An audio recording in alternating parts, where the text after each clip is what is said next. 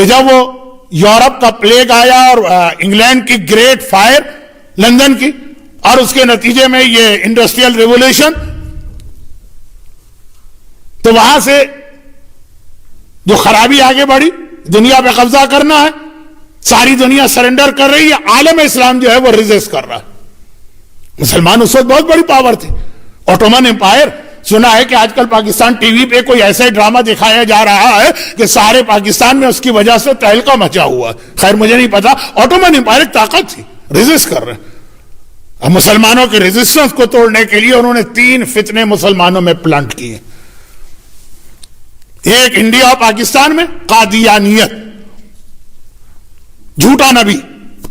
ایک ایران میں بابی اور بہائی مذہب، جھوٹا امام زمانہ، اور پھر بعد میں اس نے خدائی کا دعویٰ کیا۔ اور ایک عرب دنیا میں وہابیت۔ اور یہ تینوں فتنوں میں ایک چیز مشترک، اور وہ یہ ہے کہ یہ تینوں اپنے علاوہ باقی سارے عالم اسلام کو کافر و مشرک سمجھتے ہیں۔ علماء اہل سنت آج کے نہیں،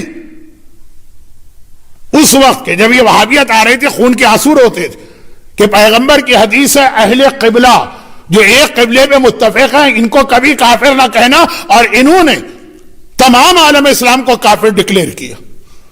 قادیانیت کا بھی یہی، سب پاکستان کے، انڈیا کی، دنیا بھر کے مسلمان کافر ہیں اگر غلام احمد قادیانی کی نبوت کو نہ مان۔ پاکستان کا فورن منسٹر، پہلا فورن منسٹر تھا، بہت قابل آدمی، نماز جنازہ پڑھنے سے انکار کر دیا قائد اعظم کی۔ ایک کافر کی نماز جنازہ ہم نہیں پڑھ سکتے۔ وہاں جا کے بیٹھ گیا جہاں پاکستان کے باقی ہندو اور سکھ بیٹھے تھے۔ خیر بہائی مذہب، یہ ایران کا اتنا بڑا فتنہ تھا، لیکن اس وقت اصل بات ہو رہی ہے کہ یہ دونوں پھر بھی ناکام رہے۔ کامیاب ہوا وہابیت والا فتنہ، جس کی بنیاد اس بات پر ہے کہ سارا عالم اسلام کافر و مشرک ہے سوائے ہمارے۔ چنانچہ جب پہلی بار ان کو موقع ملا حجاز کی، اچھا ان کا ہیڈ کوارٹر ہے نجد بیچ میں، یعنی اس کے ایک طرف چلے جائیے تو مکہ مدینہ ہے، دوسری طرف چلے جائیے تو نجف و کربلا۔ اور جب یہ فتنہ آگے بڑھا تھا اس وقت اوٹومن امپائر تھی، الگ الگ ملک نہیں تھے کہ پاسپورٹ اور ویزے، پورا ایک ملک، ایک خلافت تھی، کسی بھی ملک میں جا سکتے تھے۔ تو 4 مرتبہ ان لوگوں نے نجف و کربلا پہ اٹیک کیا۔ نجد بیچ میں آ رہا، وہاں سے نجف و کربلا قریب، وہی جو جہاں سے مجلس شروع ہوئی تھی۔ میدان احد میں ہندا نے کب اٹیک کیا مدینے پہ؟ عید کی خوشیاں، مسلمان عید منا رہے ہوں گے، غافل ہوں گے، چنانچہ اس وقت اٹیک کرو۔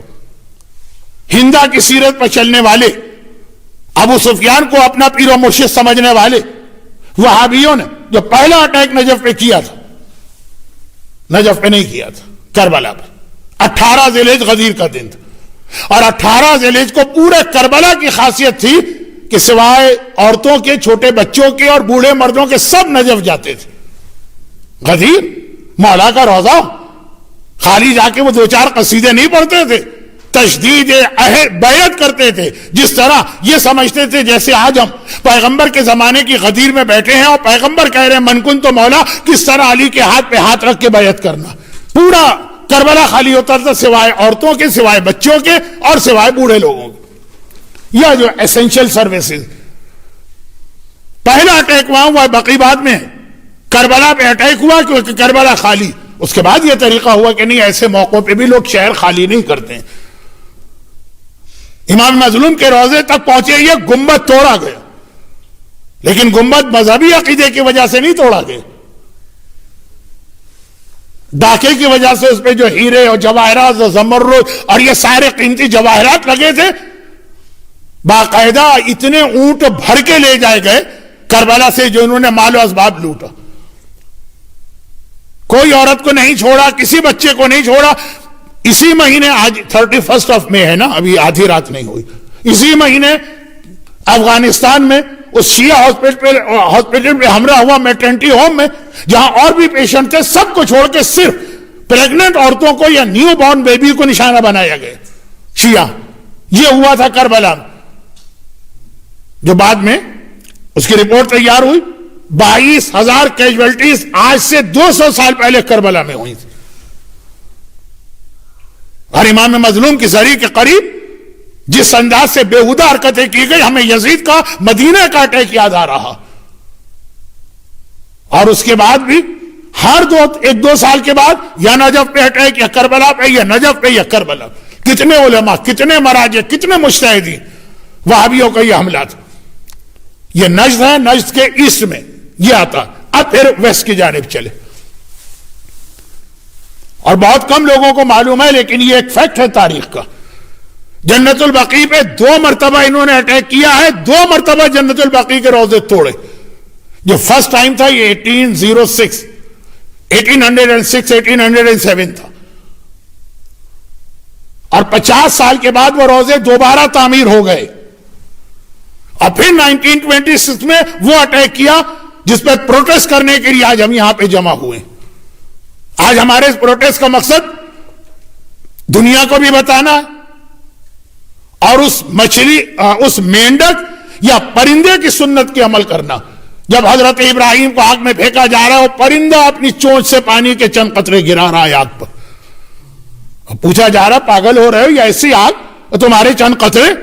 کہا میرا مسئلہ یہ نہیں ہے کہ ان کو ختم کرو, میرا مسئلہ ہے کہ قیامت کے دن خدا سوال کرے گا کہ میرا خلیل تمہارے سامنے آگ میں جلتا رہا, تم نے کیا جواب دیا. جتنی میری کیپیسٹی, قیامت میں ہم سے سوال ہوگا. رسول کی بیٹی کا روزہ ٹوٹ گیا, امام حسن کے روزے کے اوپر بلڈوزر چلا دیے گئے, اولاد رسول کی توہین کی گئی, تم نے کیا کیا. آج کی یہ مجلس العصر سینٹر میلبرن میں اس سوال کے تفصیلی جواب کی ایک شق. یہ ہمارا اونلی ریپلائی نہیں ہے, لیکن ہے کہ خدا بندہ جب وہ تاریخ آئی, ہم نے اپنا ایک پروٹیسٹ بھی ریکارڈ کرایا, باقی تو جو کچھ ہم کر رہے ہیں وہ کر ہی رہے.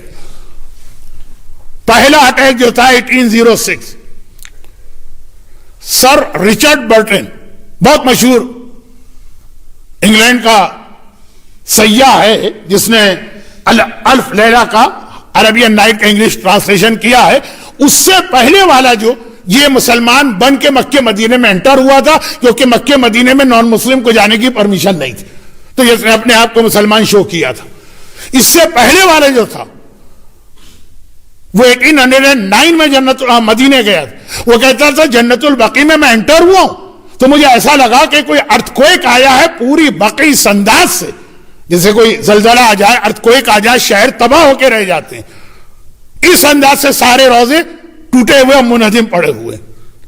مگر 50 سال کے بعد دوبارہ اس انداز سے یہ روزے بنے کہ آج آپ جس ڈیمولیشن کی یاد منا رہے ہیں, وہ شاندار روزے, وہ تصویریں, وہ پکچر جو آپ کو انٹرنیٹ پہ اور ہر جگہ نظر آ رہی ہیں, یہ بعد کے بنے ہوئے روزے ہیں, فرسٹ ڈیمولیشن کے بعد. میرا اندازہ ہے کہ اگر آپ انٹرنیٹ پہ جائے, ویکیپیڈیا وغیرہ یا اور first demolition, second demolition type کریں تو پوری ہسٹری آ جائے گی. کل آپ یہی ایک کام کر لیجئے گا. تو وہابیت نے جب طاقت پکڑی تو پہلا اٹیک کیا تھا. لیکن جیسا کہ میں نے عرض کیا کہ بقیع میں تو پیغمبر کے جگر کے وہ ٹکڑے دفن کہ اس کی آگے تو ساری کائنات کی کوئی حیثیت نہیں. لیکن ان کے مظالم میں یہ بھی ہے کہ یہ پھر میدان احد گئے. جناب حمزہ کا روزہ تھا, جناب حمزہ کے روزے کو بھی ڈیمولش کیا گیا. وہی جو شروع تقریر میں نے کہا تھا کہ احد کی لڑائی کی ڈیٹس ہیں, تو آج کی تاریخ سے بہت میچ کر رہا ہے احد کا واقعہ. میدان احد میں جناب حمزہ کی قبر پہ ظلم ہوا, شروع تقریر میں تھا ان کی باڈی پہ ظلم ہوا, میت پہ. اور آخر تقریر میں خالی میت نہیں, پورا روزہ بنا تھا شاندار, کس طرح سے ہوتے توڑا گیا. جو لوگ بھی حج اور عمرہ کر کے آتے ہیں ان سے پوچھے آج جناب حمزہ کے روزے کی کیا حالت. اب ہم لوگ یہ تذکرہ اس لیے نہیں کرتے ہیں کہ اس سے ذرا سا بقیع کے روزوں کی اہمیت تھوڑی سی کم ہوتی نہ محسوس ہو, ایسا لگے دونوں ایکول نہیں. چہاردہ معصومین ہے, جناب حمزہ بعد میں آتے. اسی لیے حتیٰ ہمارے یہاں مکے کا جو قبرستان ہے, جیسے مدینہ کا جنت البقیع ہے, مکے کا جنت المالا ہے, وہ بھی بہت اہم. حضرت ابو طالب کا روزہ ہے, حضرت عبد المطلب کا روزہ ہے, حضرت خدیجہ طاہرہ کا روزہ ہے, ہماری اور آپ کی ماں. وہ بھی ان وہابیوں نے بقیع سے پہلے اٹیک کر کے ڈیمولش کیا. اس کا بھی دل چاہتا ہے بیان کا، لیکن یہ ہے کہ کہیں ایسا نہ بقی کے روزوں کی اہمیت ان کے برابر آ جائے. ہم ان میں سے ہر ایک کی عظمت کو مانتے ہیں، لیکن حسن مجتبی سجاد ان کا رتبہ بلند. لیکن بہرحال جب مظالم کی بات آ رہی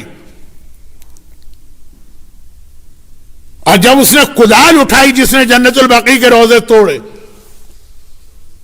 اب پلٹ کے دیکھا تھا رسول خدا کے روزے کا گنبد نظر آ رہا تھا، کہا تھا نا ھذا صنم الاکبر، دنیا کا سب سے بڑا بت تو یہ ہے، پہلے اس کا خاتمہ کرنا. یہ وہ وہابی فکر ہے کہ اپنے ہاتھ میں عصا لے کے چلتا ہے. وہ مستحب ہے نا، جب آدمی 40 کا ہو جائے، 40 کراس کرے تو مستحب ہے کہ اپنے ہاتھ میں عصا لے کے چلو. کہا ھذا عصای افضل من محمد، یہ میرا جو عصا ہے نا یہ محمد سے افضل ہے، یا خیر من محمد سے بہتر، کیونکہ یہ مجھے فائدہ پہنچا رہا ہے. محمد کیا فائدہ پہنچا سکتا ہے؟ وہ تو قبر میں مل کے مٹی میں مل کے ختم ہو گیا. یہ تو فکر ہے اس مذہب کی. جہالت اللہ علمی. جب ان کی پہلی حکومت قائم ہوئی تھی، انہوں نے تمام مسلمانوں پر گریجولی حج کی پابندی لگانا شروع کی. 1806 میں بقیع پہ پہلا اٹیک ہوا جو حکومت قائم ہوئی تھی. 1806 اور 1807 عراق ایران کے حاجیوں پہ پابندی، وہ حج نہیں کر سکتے، کافر مکے میں نہیں آئے گا. 1808 اور 1809 شام اور مصر کے حاجیوں پہ پابندی، وہ کافر. تو کہ یہ حکومت ختم ہو گئی، کیونکہ اس وقت وہ مجھ سے نہیں پڑھا جاتا نام کتنا مشکل ہے، تغلل جو آج کل بہت فیمس نام ہے. عثمانی خلافت قائم تھی، مصر سے اٹیک ہوا، ان کا خاتمہ ہو گیا. سارے مسلمان نجس تھے، کافر ہیں، ان کو آنے ہی نہیں دیں گے مکے مدینے میں، کیونکہ اصل مقصد وہی تھا کہ عالم اسلام کی میجورٹی کو کافر بنانا. یہ وہابیت آج بھی ہمارے سینے پر ہے. حالات کچھ بدل رہے ہیں لیکن ابھی اتنے بھی نہیں بدلے.